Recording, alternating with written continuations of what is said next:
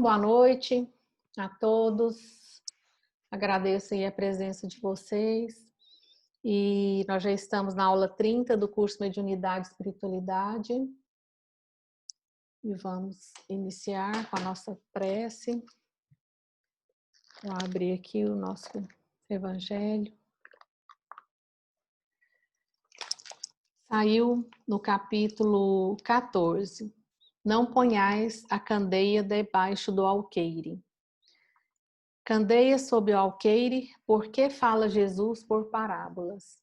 Ninguém acende uma candeia para pô-la debaixo do alqueire. Põe-na, ao contrário, sobre o candeeiro, a fim de que ilumine a todos os que estão na casa. São Mateus, capítulo 5, versículo 15. Então, vamos rogar a Deus neste momento, que nos abençoe e nos proteja, abençoe todos os nossos familiares que estão precisando talvez de uma atenção especial. Vamos mentalizar cada um deles nesse momento, enviando toda essa energia de amor do nosso Mestre Jesus, que eles possam estar recebendo nesse momento, todos que estão acamados ou em hospitais, ou com suspeita de Covid, né? Que Jesus abençoe cada um e que eles possam estar recebendo neste momento todo o nosso amor e como se fosse um bálsamo que vai ajudar a ter compreensão, que possa se fortalecer, dar entendimentos a tudo que estão passando, né? E que também fortaleça a todos da família também. E que cada um de nós aqui, essa energia possa também ser estendida a todos os nossos lares, nossos familiares que não estão aqui neste momento, que eles também possam estar recebendo esse bálsamo. E que possamos estar abertos e antenados ao estudo da noite de hoje, que possamos ser tocados para a nossa reforma, que a cura de qualquer entendimento ou cura que nós buscamos está dentro de cada um de nós. E nada melhor do que o Evangelho, que nos traz essa beleza do autoconhecimento, essa grande oportunidade de estarmos olhando para nós, né? Que nós precisamos olhar e modificar para que possamos, a cada dia, no seu tempo, conseguir dar um passo adiante e conseguir ser uma pessoa melhor. Que Jesus nos abençoe hoje e sempre, que assim seja.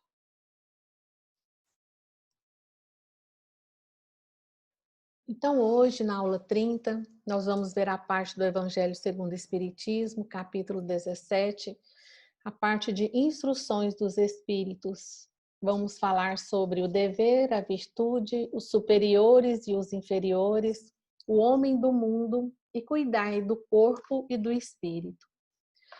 Na parte do Livro dos Médiuns, vamos falar sobre o capítulo 18, dos inconvenientes e perigos da mediunidade. Influência do exercício da mediunidade sobre a saúde, idem sobre o cérebro, idem sobre as crianças. Instrução dos espíritos, o dever. Então vamos lá. No Evangelho diz assim: o dever é a obrigação moral da criatura para consigo mesma, primeiro, e em seguida para com os outros. O dever é a lei da vida. Com ele, deparamos nas mais ínfimas particularidades, como nos atos mais elevados. Quero aqui falar apenas do dever moral e não do dever que as profissões impõem. Na ordem dos sentimentos, o dever é muito difícil de cumprir-se, por se achar em antagonismo com as atrações do interesse e do coração. Não tem testemunhas às suas vitórias e não estão sujeitas à repressão às suas derrotas. O dever íntimo do homem fica entregue ao seu livre arbítrio. O aguilhão da consciência, guardião da probidade interior, o adverte e sustenta, mas muitas vezes mostra-se impotente diante dos sofismas da paixão. Então, quando Jesus coloca sobre essa questão do dever, Jesus, na sua infinita sabedoria, ele conseguiu perceber que nós, seres humanos, teríamos grande dificuldade de entender, primeiro, o que é Deus, e segundo, o que é amar ao próximo. E para isso, ele coloca como chave principal nós amarmos a nós mesmos.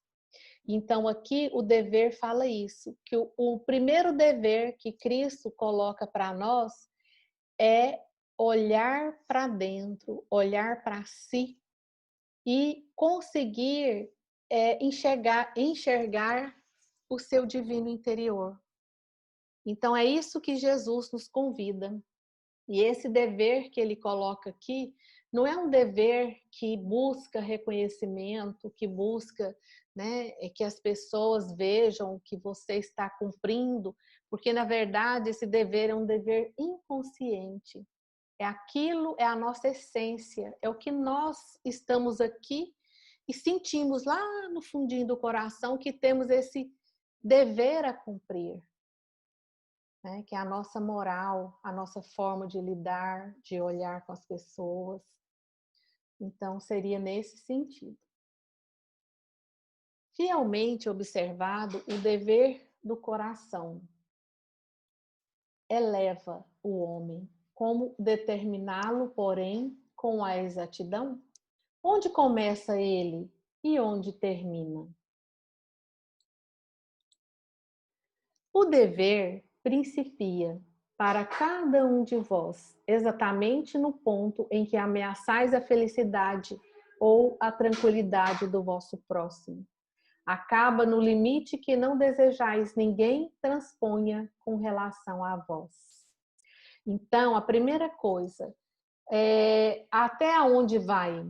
Nós temos que estar observando, porque às vezes, na nossa ânsia de querer ajudar, de querer fazer para as pessoas, a gente acaba ultrapassando o limite e acaba ultrapassando aquele limite onde o outro não enxerga como uma ajuda, né? E sim como uma intromissão que você está, né, querendo fazer.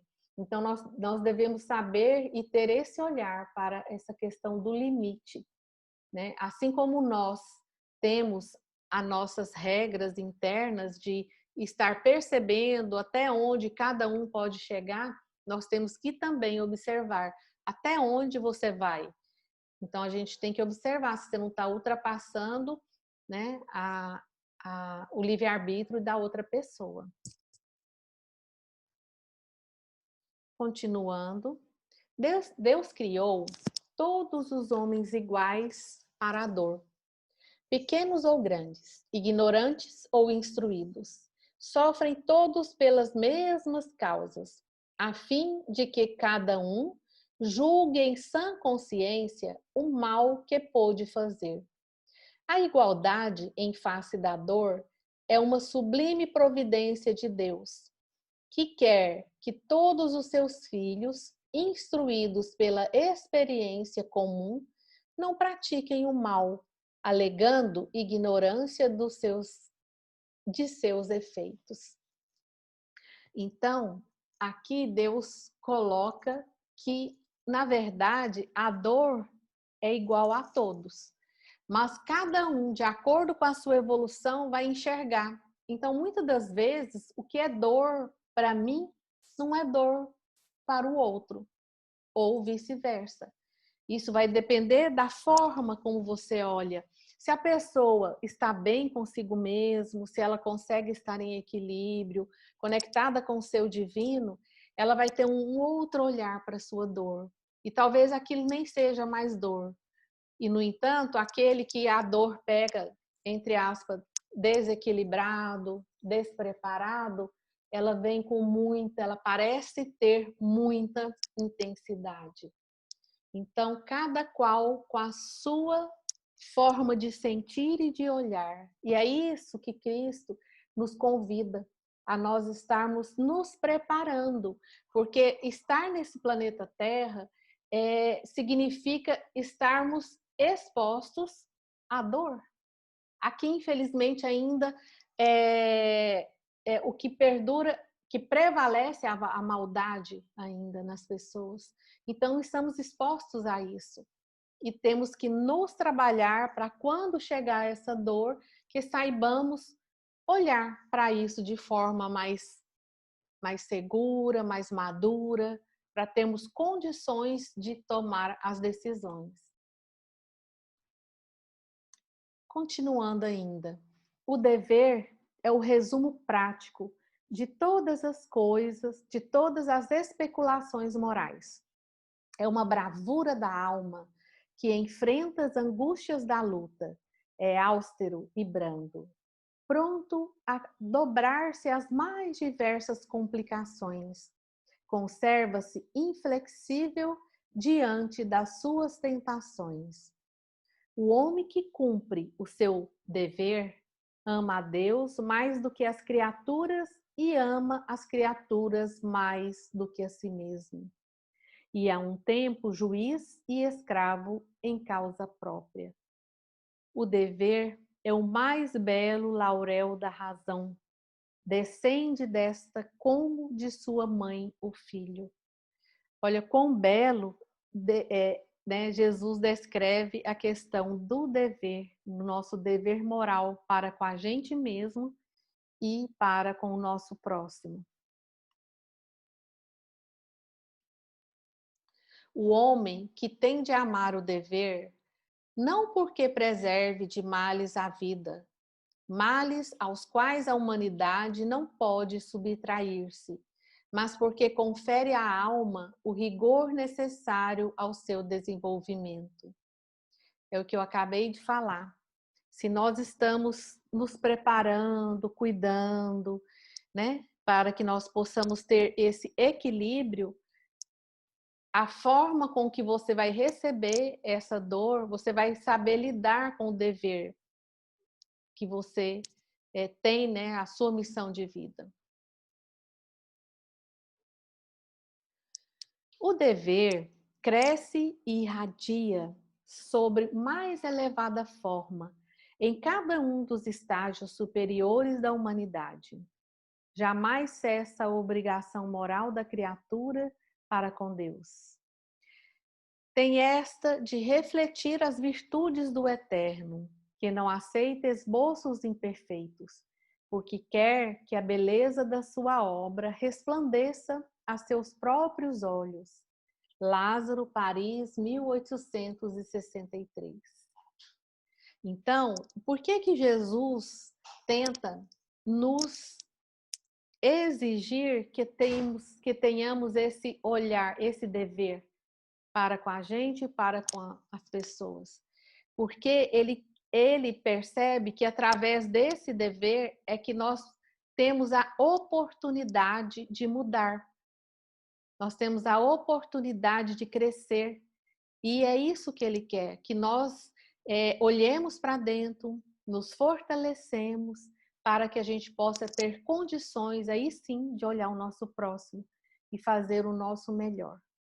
A cada um que aparecer em nosso caminho. E agora, nós vamos falar sobre a virtude. A virtude, no mais alto grau, é o conjunto de todas as qualidades essenciais que constituem o homem de bem. Ser bom, caritativo, laborioso, sóbrio, modesto, são qualidades do homem virtuoso. Infelizmente, quase sempre as acompanham pequenas enfermidades morais que as desornam e atenuam. Não é virtuoso aquele que faz ostentação da sua virtude, pois lhe falta a qualidade principal, a modéstia, e tem o vício que mais lhe opõe, o orgulho.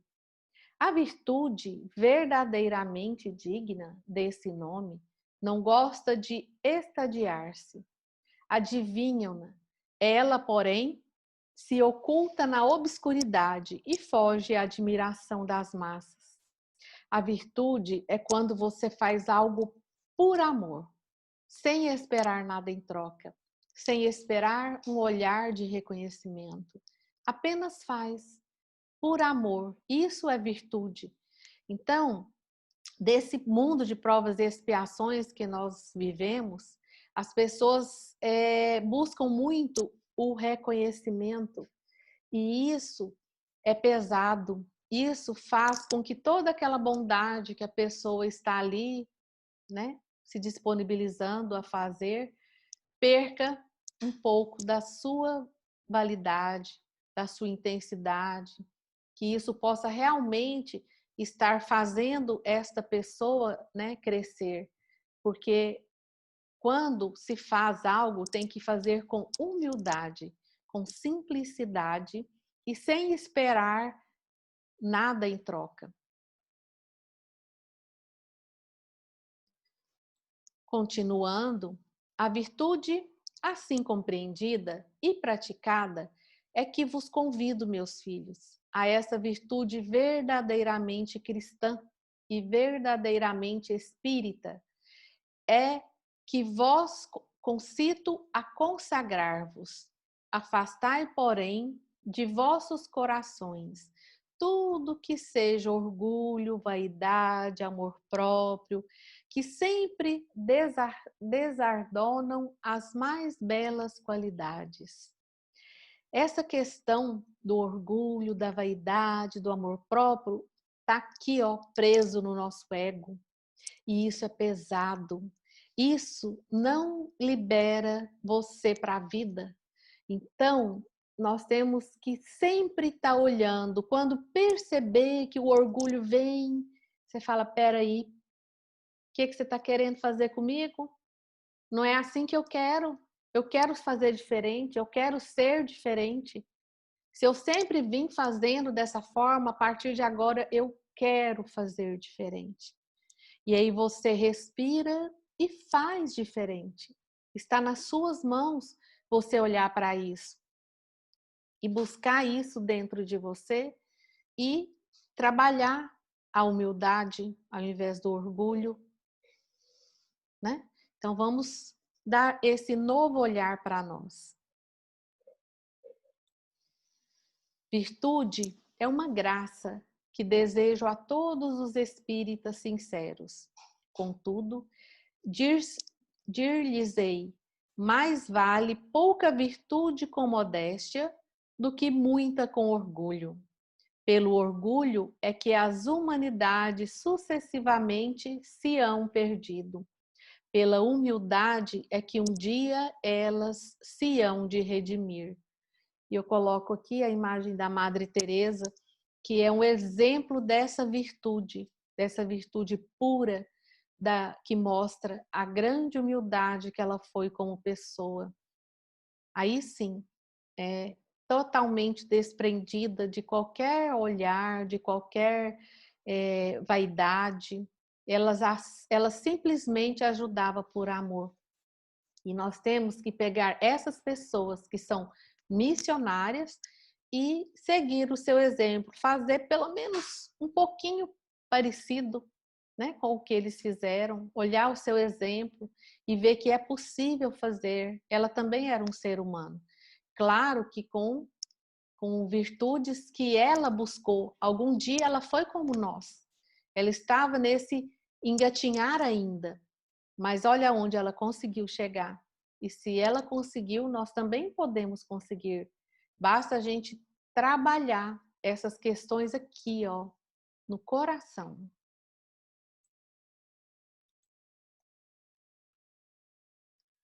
O superior, os superiores e os inferiores.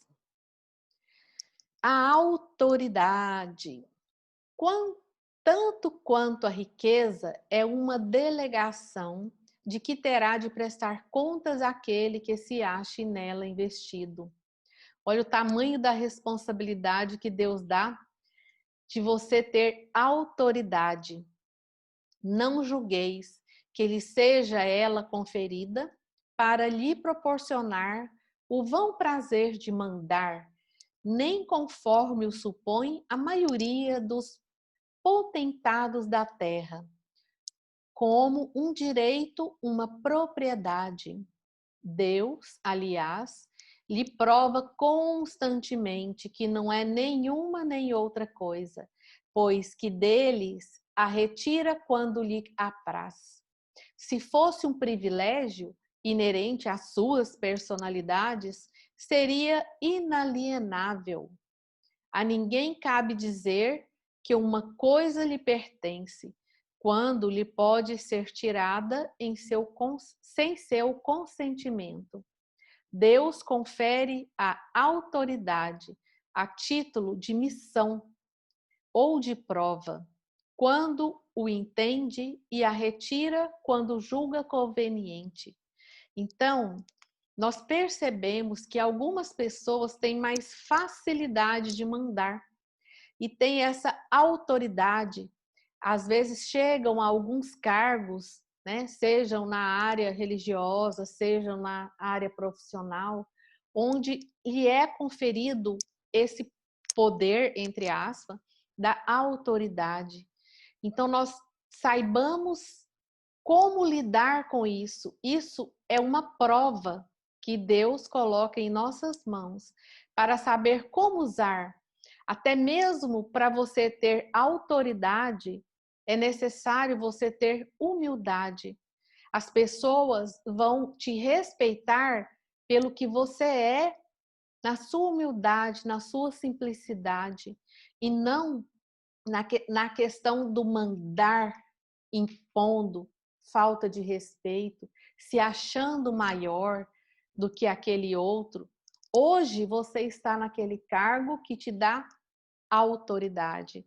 Amanhã, como diz aqui, Deus pode, assim como Ele deu, a qualquer momento, se não soube usar de forma adequada, Ele pode muito bem retirar. E assim, nós vimos nas nossas aulas anteriores, é qualquer coisa, bem material. Hoje você tem, amanhã você pode não ter. Mediunidade. Hoje você tem mediunidade, está trabalhando, trabalhou de forma inadequada, não está sendo, né? Não está usando da forma adequada, Deus pode retirar. Então, nada está em nossas mãos. E tudo que vem para as nossas mãos, nós temos que sim arcar com as responsabilidades e ter esse olhar sempre da humildade, independente onde você esteja e o que você esteja fazendo. Cabe em qualquer lugar a humildade. O homem no mundo. Um sentimento de piedade deve sempre animar o coração dos que se reúnem sobre as vistas do Senhor e imploram a assistência dos bons espíritos. Purificai, pois, os vossos corações. Não consistais que neles demore qualquer pensamento mundano ou fútil. Elevai o vosso espírito àqueles por quem chamais, a fim de que, encontrando em vós as necessárias disposições, possam lançar em profusão a semente, que é preciso germine em vossas almas e dê frutos de caridade e justiça. Então, o que Jesus nos fala? Que, embora quando vier, né, algum pensamento mundano ou fútil, cabe a nós alimentar aquele pensamento ou descartar, mudar a frequência daquele pensamento, a fim de elevar o vosso espírito. Então, que você possa rogar a Deus, entrar em prece nesse momento. Então, veio um pensamento destrutivo, ficou sabendo uma notícia difícil, acolhe a dor, mas não alimenta a dor. Não alimenta, ai, coitadinha, que você vai entrar num vitimismo, às vezes, que vai te destruir. E isso está nas suas mãos. Você tem essa capacidade Nós estamos, como dissemos agora há pouco, expostos a todas essas vibrações pesadas, difíceis, e cabe a nós alimentar e estarmos vibrando na baixa vibração ou numa elevada vibração, né? Então vamos estar atento a isso, para que a gente possa estar preparado a todo momento, a gente possa estar aí, ó, trabalhando aqui dentro do nosso coração. Cuidar do corpo e do espírito. Se o espiritismo não viesse em auxílio dos pesquisadores, demonstrando-lhes as relações que existem entre corpo e alma, e dizendo-lhes que, por se acharem em dependência mútua, importa cuidar de ambos. Amai, pois, a vossa alma, porém cuidai igualmente do vosso corpo, instrumento daquela. Desatender às necessidades que a própria natureza indica é desatender a lei de Deus. Então, temos que cuidar do nosso corpo físico, sim, dar atenção à nossa alimentação, dar atenção ao que nós colocamos para dentro e colocamos para fora. Temos que cuidar, sim, da nossa alma, olhar para dentro, nos conectar com essa energia divina de nós, mas temos que cuidar do corpo. No nosso lar, André Luiz nos mostra isso, sim, com grande clareza.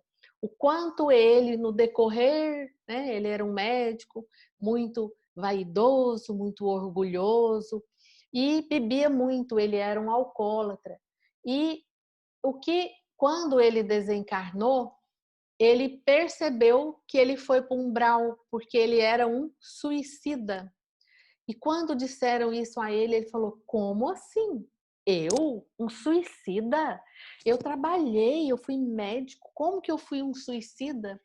Então, às vezes, de forma consciente, achando que é inconsciente, a gente vai a cada dia fazendo coisas que prejudicam o nosso corpo físico. Se todo dia a pessoa bebe, ela está destruindo células. E isso é um suicídio inconsciente, um suicídio a longo prazo. Então, talvez, se você veio com o propósito de estar aqui 50 anos e você desencarna antes, porque você não cuidou desse corpo físico, e isso é visto como um suicídio a longo prazo, inconsciente. E quantas pessoas desencarnam nessa forma? Não olham, preferem viver. Ah, eu tô aqui, eu tenho que aproveitar. O que é aproveitar para você? É entrar na cachaça, entrar e ficar bebendo até desmaiar, né? Ficar tendo muitas mulheres, muitos homens. Como assim? É isso que é o prazer da vida? Então fica aí, né, uma questão para nós estarmos olhando o que realmente importa para você, o que realmente vai te fazer crescer nessa vida, nessa encarnação que você está aqui. Porque nós somos espíritos que estamos utilizando esse instrumento, né, chamado corpo físico, como uma experiência humana. Nós somos espíritos tendo oportunidade de uma experiência humana. Porque quando saímos daqui, vamos dar continuidade. O espírito, a gente sabe que ele continua. E aí, precisamos aproveitar essa oportunidade. Por que viemos aqui? O que nós estamos fazendo primeiro a nós mesmos? É isso que Cristo vem nos chamar primeiro. Olha para si, o que você está fazendo para você? O que você melhorou? Como que você chegou? Como você está saindo? Alguém já parou para pensar? E o que eu posso fazer, né? Porque não adianta ficar lamentando, ah, eu deixei de fazer, eu não fiz isso, não fiz aquilo. E agora? O que eu posso fazer a partir de agora? Então, eu posso fazer diferente agora para ter resultados diferentes. Não castigueis o corpo pelas faltas que o vosso livre-arbítrio o induziu a cometer e pelas quais ele é tão responsável quanto o cavalo mal dirigido, pelos acidentes que causa. Sereis, porventura, mais perfeitos, se martirizando o corpo, não vos tornardes menos egoísta, nem menos orgulhosos, e mais caritativos para com o vosso próximo? Não, a perfeição não está nisso. Está toda nas reformas, porque fizerdes passar o vosso espírito. Então, de nada adianta você subir uma escada de joelho e acabar com seus joelhos, chegar a sangrar o joelho e em prol de Deus. Eu estou fazendo isso em nome de Deus. Eu vou me bater, eu vou deixar de comer, eu vou fazer jejum de forma descontrolada e sem um acompanhamento médico em nome de Deus. Isso não é isso que Deus está buscando. Não é isso que Deus, Ele não quer que você mutile esse corpo físico, muito pelo contrário, cuide desse corpo para que cuide da alma também. Nós estamos aqui para ter esse olhar interno. E é isso que Deus nos convida a fazer. E agora passamos para a parte do Livro dos Médiuns, capítulo 18, dos inconvenientes e perigos da mediunidade. Influência do exercício da mediunidade sobre a saúde, idem sobre o cérebro e sobre as crianças. Então vamos lá. Influência do exercício da mediunidade sobre a saúde. Aí vieram algumas perguntas, eu tive que colocar as perguntas, que não tinha como eu selecionar melhor ou pior, porque tudo fazia parte do entendimento no geral, ok? Então vamos lá. A primeira diz assim: será a faculdade mediúnica indício de um estado patológico qualquer ou de um estado simplesmente anômalo? Anômalo, às vezes, porém, não patológico. Há médiuns de saúde robusta, os doentes o são por outras causas. Então, muitas das vezes a pessoa aparenta ter uma saúde perfeita, mas lá no íntimo a pessoa está totalmente descontrolada emocionalmente. Será que ela vai conseguir fazer um bom trabalho mediúnico? Então, o que importa a faculdade mediúnica, ela não é um indício de doença. Tem gente que chega num centro espírita e fala assim, ah, eu não sei não, mas eu acho que eu estou ficando meio doida porque eu não desenvolvi minha mediunidade. Quantas pessoas já chegou para mim e acha que ele vai ficar doente se não fizer, se não olhar? E claro, não é você desenvolver a mediunidade que vai te trazer saúde, ele vai te trazer entendimento. E talvez esse entendimento e a forma de você usar esse entendimento do seu coração vai lhe trazer mais saúde, sim. O exercício da faculdade mediúnica pode causar fadiga? A resposta: o exercício muito prolongado de qualquer faculdade acarreta fadiga. A mediunidade está no mesmo caso, principalmente a que se aplica aos efeitos físicos. Ela necessariamente ocasiona um dispêndio de fluido, que traz a fadiga, mas que se repara pelo repouso. Existem alguns médiuns que se acham que não estão encarnados e eles acabam trabalhando de forma muito excessiva mediunicamente, e isso traz realmente esse desgaste. E para médicos de efeito físico que doam muito ectoplasma, é normal que ele se sinta um pouco com essa fadiga, como se estivesse faltando um pouco de energia. Mas nada que um passe ao final dos trabalhos, é muito importante nós olharmos para cada médico. Todos estão bem? Todos têm que sair e ir para casa bem, com segurança, estando sentindo equilibrado. Se não está, é o momento de parar antes de finalizar todos os trabalhos e olhar para aquele irmão, aplicar um passe dispersivo, alinhar os seus chakras, que com certeza a espiritualidade não vai permitir que ele saia dali desvitalizado. Então, esse olhar caridoso para o nosso irmão médium a gente tem que ter. E nós percebemos que muitas casas espíritas não o fazem. E às vezes, devido a essa cobrança de que o médium tem que ser equilibrado, tem que ser perfeito, eles ficam com vergonha de falar: ó, eu não estou passando bem não, eu não estou me sentindo muito bem. Acha que é como se ele fosse fraco, né? Que ele vai ser olhado como: ai meu Deus, ele de novo está passando mal. Então não tem que haver julgamento, nós temos que ter sim caridade, um olhar, porque você não sabe, nós tem médios que têm uma grande capacidade de doação e realmente ele pode doar mais do que você que está ali, né? Então o desgaste é de cada um e nós temos que olhar com carinho para isso.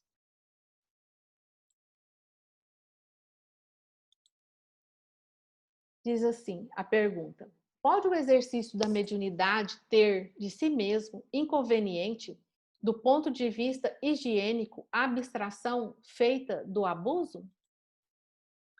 Há casos em que é prudente, necessária mesmo a abstenção ou pelo menos o exercício moderado, tudo dependendo do estado físico e moral do médium.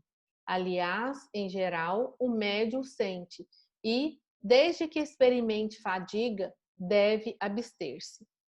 Então, se o médium está sentindo que não ficou bem após um atendimento mediúnico, ele tem que falar: olha, gente, eu não estou passando bem, eu estou sentindo isso, sentindo aquilo. Acontece os desgastes. E nós temos sim que olhar para isso, né? Agora, tem algumas casas espíritas que não coloca como dever, né, um estudo sistematizado espírita. Isso é fundamental, porque todas essas questões que ele coloca aqui, vista higiênica, abstração, abuso, isso vai ser algo que nós possamos tratar nos estudos. E aí o médium vai tomar consciência e vai se preparar melhor para aquele momento mediúnico. Haverá pessoas para quem esse exercício seja mais inconveniente do que para outras? Já eu disse que isso depende do estado físico e moral do médium. Há pessoas relativamente às quais se devem evitar todas as causas de sobreexcitação, e o exercício da mediunidade é uma delas. Daí a importância do conhecimento. Se a pessoa é colocada num trabalho mediúnico simplesmente porque ela tem uma mediunidade aflorada e eu preciso trabalhar, eu preciso colocar em prática. Não é assim. Isso pode vir a acontecer isso, prejudicar a pessoa. Então, nada melhor do que você ter conhecimento, entender como acontece, para que você possa ter segurança. E se perceber alguma palpitação, você vai falar: olha, está acontecendo isso. E a equipe ali vai estar cuidando daquele médium. Aí isso é um trabalho equilibrado dessa equipe mediúnica. Poderia a mediunidade produzir a loucura? Não, não mais do que qualquer outra coisa, desde que não haja predisposição para isso, em virtude de fraqueza cerebral. A mediunidade não produzirá loucura, quando esta já não exista em germen. Porém, existindo este, o bom senso, está a dizer que se deve usar de cautelas, sob todos os pontos de vista, porquanto qualquer abalo pode ser prejudicial. Então, se uma pessoa já tem essa predisposição orgânica, né, a ter um problema mental, né, ela deve talvez evitar um trabalho mediúnico. Por quê? Porque ela primeiro precisa de ser cuidada, tratada, para aí sim sentir segurança de estar ali. Porque senão, se ela não estiver em equilíbrio, gente, médium, ele está ali para doar boas energias, doar amor, mas de forma equilibrada. E o dia que ele não está nessa forma, ele tem obrigação de dizer: pessoal, hoje eu preciso de ser cuidado. Hoje eu preciso ser atendido. E aí o grupo mediúnico vai olhar para aquele irmão como olha para todos aqueles outros que estão sendo atendidos. Haverá inconveniente em desenvolver-se a mediunidade nas crianças? Inclusive, eu tenho uma palestra que eu dava em vários lugares, que é especificamente o que vem a ser essa mediunidade nas crianças. Depois, em outro momento, eu vou trazer para vocês aqui. Eu vou dar uma aula só sobre a mediunidade em criança. O que fazer, como lidar, o que acontece. Então, eu vou depois estar trazendo com maior clareza para vocês esse tema que é tão comum, principalmente nessas crianças de hoje que vêm, né, os índigos e cristais, que já vêm com essa antena, né, muito aberta, muito perceptivos, muito sensitivos. Então, como olhar, né, para isso? Certamente, e sustento mesmo que é muito perigoso, pois que esses organismos débeis e delicados sofreriam por essa forma grandes abalos e as respectivas imaginações excessivas sobre excitação. Assim, os pais prudentes devem afastá-las dessas ideias, ou, quando nada, não lhes falar do assunto, senão do ponto de vista das consequências morais. Então, dependendo da idade, o que eles dizem? Por que é inconveniente? Imaginem, se para nós adultos, porque assim, para você estar num trabalho mediúnico, você primeiro vai ter que abrir mão de um monte de coisas, como beber, como estar olhando muito para a questão moral sua, como você está lidando com essa questão, porque isso aí, como que você vai doutrinar um espírito se você, às vezes, é pior do que ele? Se você não dá o exemplo? Então, como assim? Como que você vai poder estar ali servindo e, né? Então, nós temos que primeiro ter esse cuidado.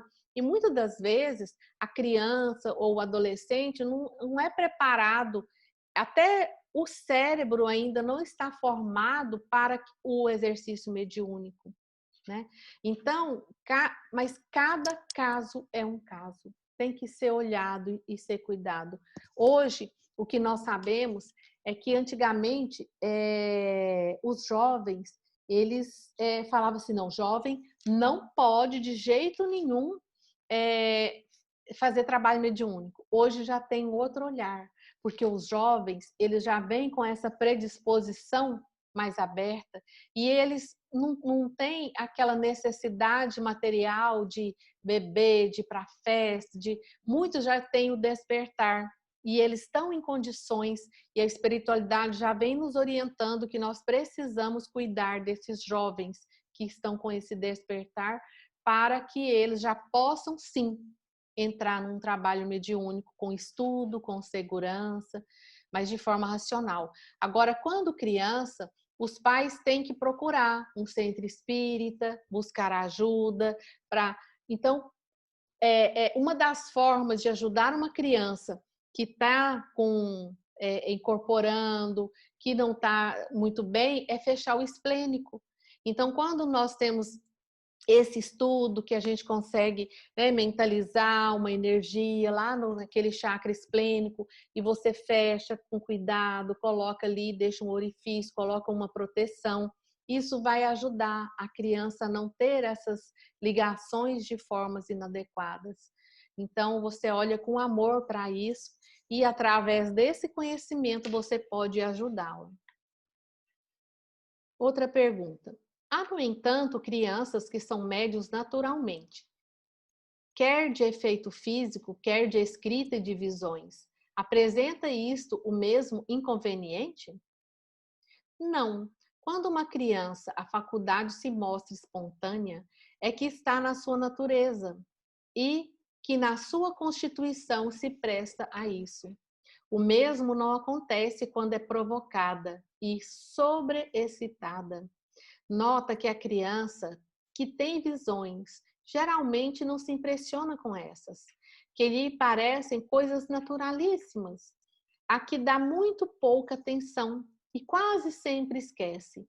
Mais tarde, o fato lhe volta à memória e ela o explica facilmente, se conhece o Espiritismo. Daí a grande importância da evangelização espírita, falar para nossas crianças, existe um papai do céu, você tem uma luzinha no seu coração que te liga nesse papai do céu. Quando você faz coisa feia, essa luzinha fica muito baixa, o papai do céu fica triste. Então, assim, a cada fase da idade tem como você estar falando de Deus, falando isso traz segurança e traz essa conexão com o Criador. É muito importante a evangelização espírita nas crianças. Então, o que diz aqui? Que a maioria das crianças hoje já vem com a faculdade mediúnica aberta, então elas estão predispostas a isso. Os pais só têm que ter o olhar. Às vezes o pai tem mais medo. O que é o medo? É o não conhecimento. Então, conhecimento tem que ir em busca, os pais hoje têm que ir em busca do que está acontecendo, o que eu posso fazer é orientar, passar segurança e não colocar medo. Ó, se você não fizer isso, o bicho-papão vai te comer. Olha, realmente tem um espírito aqui que vai, olha, e com medo na criança. Então, não é dessa forma que você vai ajudá-lo.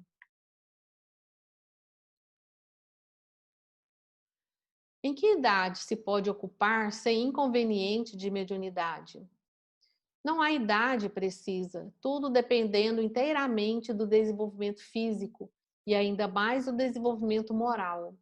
Há crianças de 12 anos a quem tal coisa afetará menos do que algumas pessoas já feitas. Falo da mediunidade, em geral. Porém, a de efeito físico é mais fatigante para o corpo. A da escrita tem outro inconveniente, derivado da inexperiência da criança, dado o caso que de ela querer entregar-se a sós ao exercício da faculdade e fazer disso um brinquedo. Então, a pessoa, se não tem maturidade, não deve provocar, não deve instigar. O melhor é você buscar ajuda, porque, como eu disse, cada caso é um caso. Então, nós temos aí muitas pessoas que desde cedo conseguem já trabalhar de forma tranquila, serena, sem ter aquele sofrimento, né?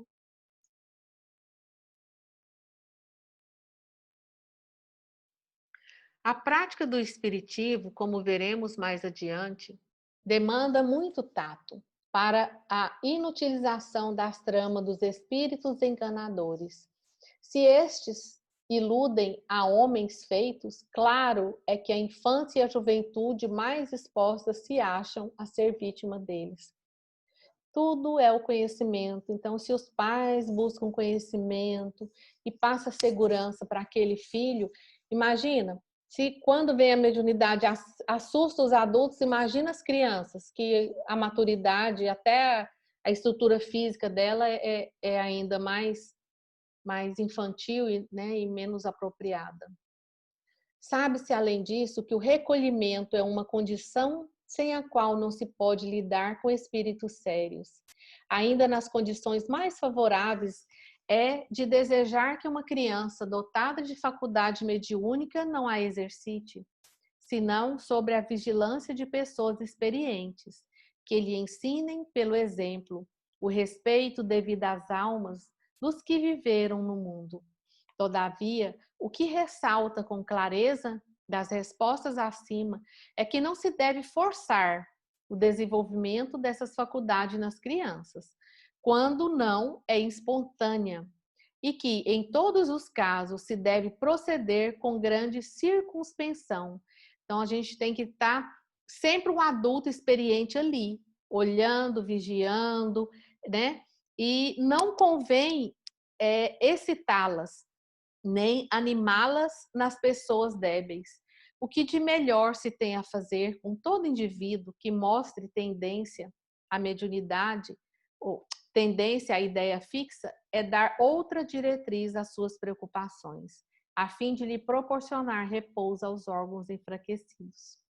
Então, mais uma vez, se vem a questão da mediunidade, a pessoa não está, se você sente, olha para ela e vê que não está na hora, é a questão da ideia fixa. Muda o pensamento, muda a frequência, ensina ela a buscar o equilíbrio.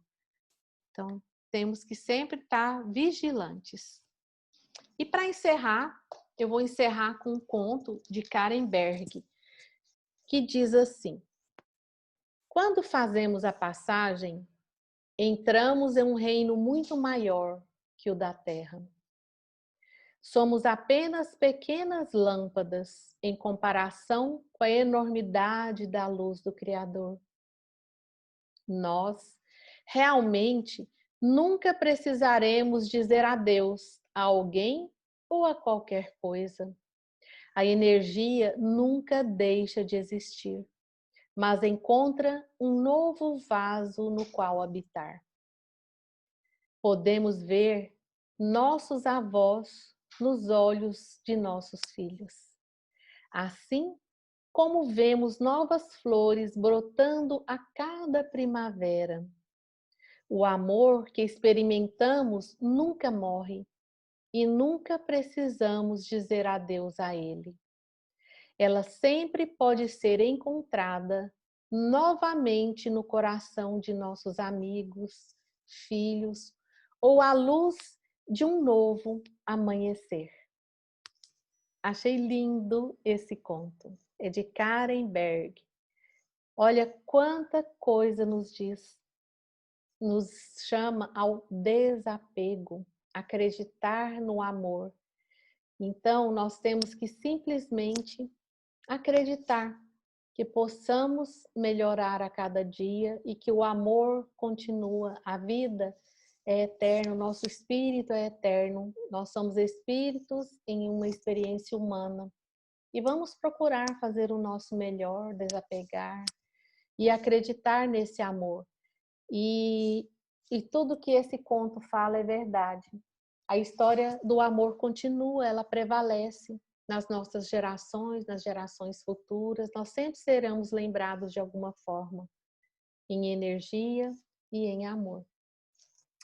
E é isso que eu gostaria de compartilhar com vocês hoje. Muito obrigada por essa oportunidade de estar aqui, fazendo junto com vocês essa reflexão dos estudos de hoje. Um beijinho e muito obrigada.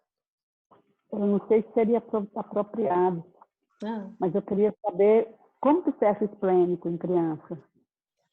É assim, você vai mentalizar. O esplênico, ele fica no rumo do baço, não é? É. Então, você vai mentalizar como se você fosse dar um passe naquela criança, começando lá de cima do coronário. Primeiro, é como se você estivesse mentalizando um passe dispersivo. O Jacob Mello, no seu livro, onde ele explica sobre o passe magnético, ele diz assim, da importância de você fazer uma dispersão antes de aplicar um reiki, de aplicar um passe, por exemplo. Ele fala do passe. Por quê? É como se você chegasse numa casa e você tivesse tudo cheio de poeira, tá tudo sujo. Aí você vem e vai colocar mais um móvel ali bem em cima da sujeira, então fica pesado. O que ele fala? Que se você dispersar, é como se você estivesse passando uma vassourinha e abanando toda a poeira ali, para aí sim você vir e concentrar uma energia nova ali. Então, você pode fazer isso, mentalizar um passo dispersivo na criança, lá de cima até embaixo, nos chakras principais. E aí você vai lá no esplênico e mentaliza uma luzinha verde de dentro para fora, rodando, e você vai pedindo ao nosso Mestre Jesus que limpe, que reordene aquele chakra, e mentaliza você fazendo essa limpeza e com essa energia. E em seguida você mentaliza cobrindo assim, ó, como se tivesse uma redinha de luz que fosse colocar uma tampinha naquele chakra, né? Mas deixando um orifício, porque ele precisa de vazar energia também. Não pode simplesmente fechar e tampar, né? Você tem que fechar, mas deixar um orifício. A gente fala que possa fechar e deixar apenas um orifício. E que ele possa ficar protegido o tempo que for necessário. E aí mas assim, um chakra, o esplênico, ele desalinha com grande facilidade.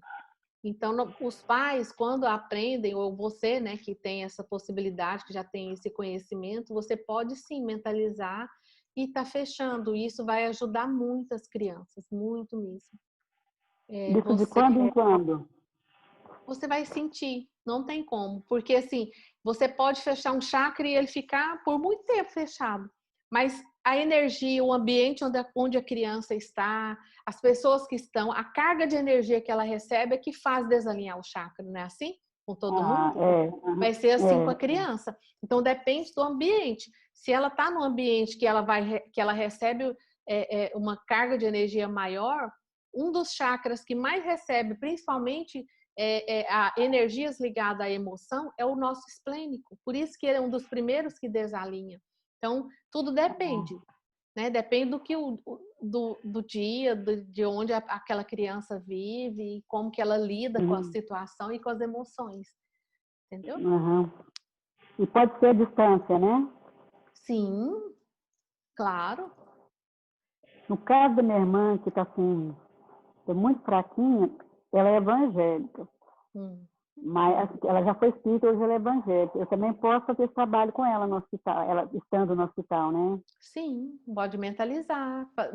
Mentaliza você aplicando um passo dispersivo, realinhando os chakras e jogando essa energia em cada chakra, né? O esplênico é o único que a gente pede para... Mas, assim, geralmente a gente pede quando percebe que a pessoa só precisa de fechar o esplênico quando ela começa a ter incorporação indesejada, porque o esplênico, ele é o chakra da comunicação, assim como que a gente faz uma incorporação ou um trabalho mediúnico? Através do nosso chakra aqui, o frontal, o humeral e o esplênico. E o esplênico é de forma inconsciente, que aí é onde, quando acontece alguma comunicação e que a pessoa não tem controle, porque quando é pelo frontal, você tem o controle daquele irmão que está ali, você, né? Então você consegue controlar. Aí, daí a diferença. Então, o esplênico, a criança não tem aquele... E mesmo assim, quando é criança, mesmo se fosse pelo frontal, ela ainda não está preparada para dar ordem e controlar aquele... Entendeu? Porque eu estou fazendo a minha irmã, a distância, passo dispersivo e depois o reiki.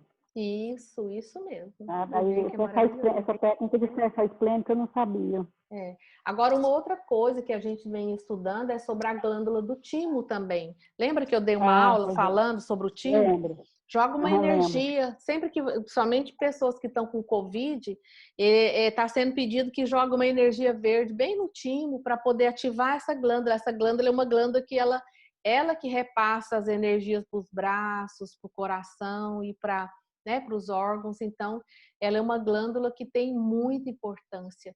E para quem está com Covid, é muito importante a gente estar mentalizando essa glândula e energizando ela. E a cor que a espiritualidade pediu foi o verde, um verde clarinho, que é a cor da cura, né? É uma cor de transformação, de transmutação.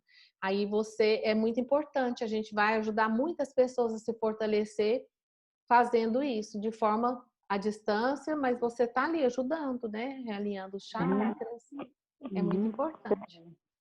Tá obrigada. De nada. Muito obrigada. De nada. Mais alguém gostaria de perguntar? Ou de contribuir?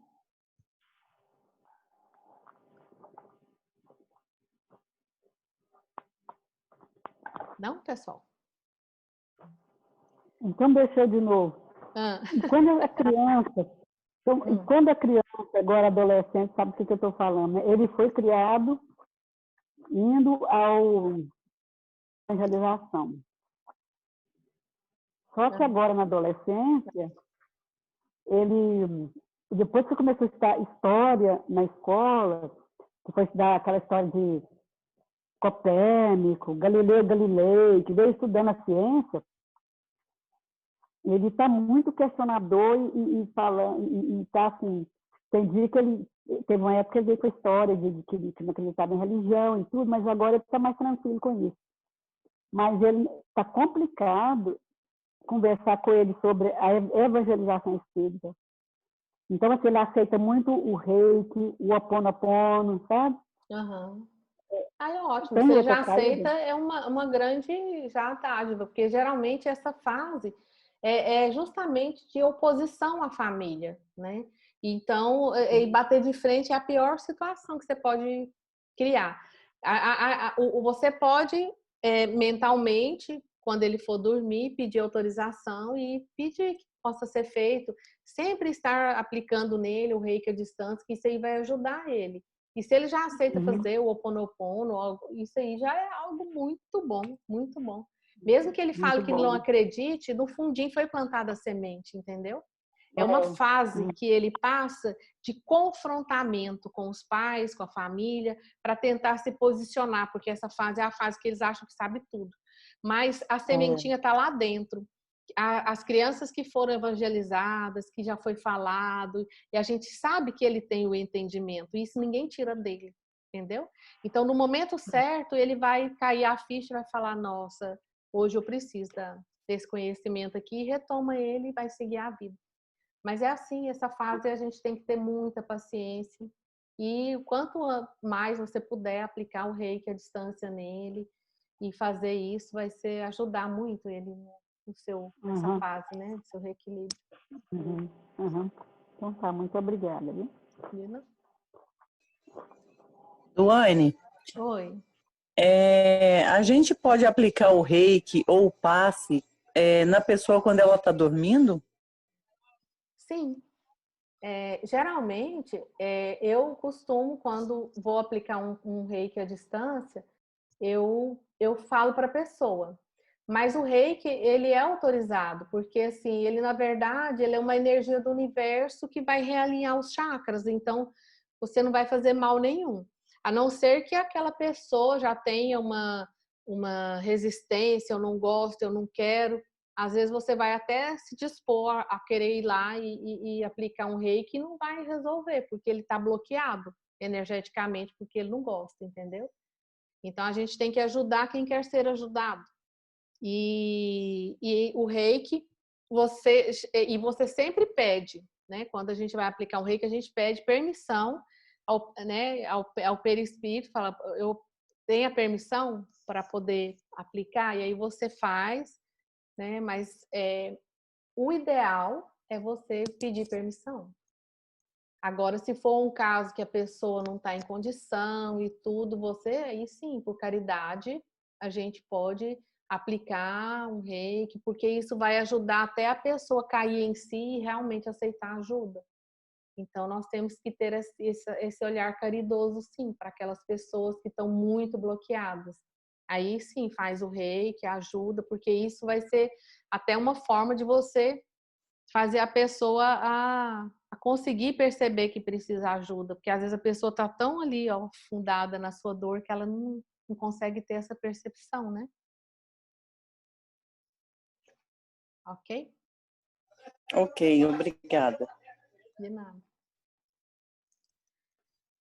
Bom, Só me confirmando aqui, então quer dizer, quando a pessoa não tem noção, não tem consciência que ela precisa, aí eu peço permissão ao perispírito dela, a gente pede permissão ao perispírito para que essa energia possa chegar até ela e que possa, né, que a energia do universo possa estar ali presente, estar atuando aonde que é necessário e de acordo com o merecimento daquela pessoa. É assim que eu costumo fazer, quando eu percebo que nossa, a pessoa está precisando mesmo, assim, e ela não tem nem condições de falar se aceita ou não. Mas eu sempre tá. peço permissão a ela em desdobramento, né? Eu peço permissão para poder fazer. E se na hora que eu for pedir eu sentir que não é, eu jogo só um chucurei ali para que, né, pelo menos fique bem ali e respeito. Porque não é todo mundo que, às vezes, já aconteceu de pessoas falar, você ajuda a fazer um reiki em fulano, você às vezes vai lá e a pessoa está totalmente bloqueada. Você pede permissão e ela não tem segurança de receber aquilo ali, então não é permitido, entendeu? Mas e como você sente? Como que você fica? Como é que você percebe que ela não permite? Olha, Cida, eu sinto, eu peço permissão e eu sinto que flui, aí eu aplico. Se na hora Ah, que você for fazer a intenção de fazer e você sentir vier uma vozinha, né? Às vezes uma voz fala assim, não adianta você querer aplicar, a pessoa não quer receber. Eu simplesmente me conecto. E aí às vezes eu sinto que é como se uma energia talvez impulsionasse eu assim, a não fazer, mas assim, isso é raro acontecer, porque a necessidade das pessoas é tão grande que a maioria das pessoas, na hora mesmo, assim, elas precisam, né? E se você for intuída a estar fazendo aquilo ali, é porque de uma certa forma a pessoa vai estar precisando e é bom fazer. Entendeu? Mas escuta o coração, sente. Se você sentir que realmente a pessoa não quer, aí você respeita. Oi. No caso do Jorge, eu posso aplicar o reiki à distância, né? Sim, ele está num estado na UTI e você tem, você pode sim, à distância. Não, ele saiu hoje, né? Uhum. Ah, saiu? Eu vi que você passou mensagem, mas eu não olhei. Não, ele saiu. Não, ele está na enfermaria, mas ainda está se fortalecendo ainda, né? Uhum. Mas ele, por ele, eu acho que ele aceitaria, sim. Então, sim, se seu coração está falando, Sheila, você tem uma ligação com ele. Uhum. Se você tem uma ligação com ele, você pode sim fazer. É muito bom. Então, tá bom. Ô, Duane, reiki à distância, qual a técnica que você gosta mais ou usa mais? A da foto ou da redução? Cida, depende muito de onde eu estou, na hora que a pessoa pede, que situação que eu estou. Eu uso qualquer coisa. Se eu não tiver, eu ponho uma almofada ou eu mentalizo a pessoa na minha frente aqui e eu aplico como se a pessoa estivesse na minha frente. Se eu estiver num ambiente onde eu não posso fazer o movimento, eu simplesmente mentalizo eu indo lá e aplicando nela. Então, assim, não existe uma regra, sabe, assim, que eu faço de acordo com que a pessoa, porque assim, todos que pedem a gente tem que fazer, a gente tem que atender o reiki, né? As mãos sobre as pernas também, né, Duane? Se você sentado com a mão de um lado e outra mão de outro, e você faz o chokurei as mãos e depois você mentaliza, você fala o nome da pessoa 3 vezes. O fulano, a Duane está aqui, né, nas minhas mãos, a Duane está aqui nas minhas mãos, aí você já mentaliza, você sente a energia entre as mãos, também é muito bom, né? Muito bom. E aquela técnica do joelho que tem lá na apostila, pode ser aplicada também por ela? Não é essa que a Socorro acabou de falar? Eu acho. Não sei. Qual que é, Sheilinha, da apostila? É a técnica do joelho. Tem o alto reiki, que é o de 7,5, né? E lá no reiki à distância tem a técnica do joelho. É quase a mesma coisa do 7,5, do alto reiki, só que ele é 5 minutos. No joelho, aí tem o que fala lá, né? A intenção, fala para onde que vai, e aí depois tem na perna e depois na outra perna.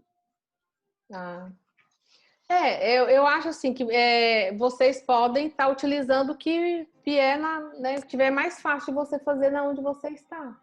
Essa técnica é muito boa mesmo. Né? Então tá. Porque o joelho, ele é bem a parte da circulação, né? Então ele é como se você colocando a mão no joelho, ele vai, né, redistribuir tudo. Então, se você está num lugar que não tem como você fazer movimento, então você apenas mentaliza. Ele tem essa capacidade, que o joelho ele representa toda a parte circulatória, que é o quê? Que vai jogar em todo o corpo, né? Fazer ir e vir, né? Eu entendo. Seria assim, Socorro? Seria. Oi, Duane. essa questão de colocar no joelho, não é? Porque no joelho é a parte... sim, é. É igual você está falando, a gente tem que ver o que fica mais confortável.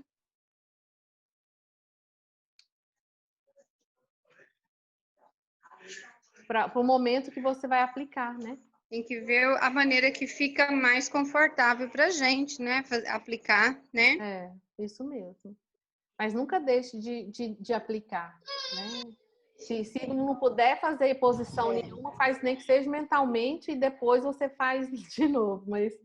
Mas o ideal é nunca deixar de atender, né? Sempre enviar energia. Então, agradeço aqui, agradeço as perguntas. E aí, até quinta-feira, nosso encontro. E na segunda-feira eu coloco o link no grupo novamente para assistirem aqueles que desejarem assistir a aula do Dr. Wesley, da Psicoeducação, que está sendo na segunda-feira, às 18 horas do Brasil.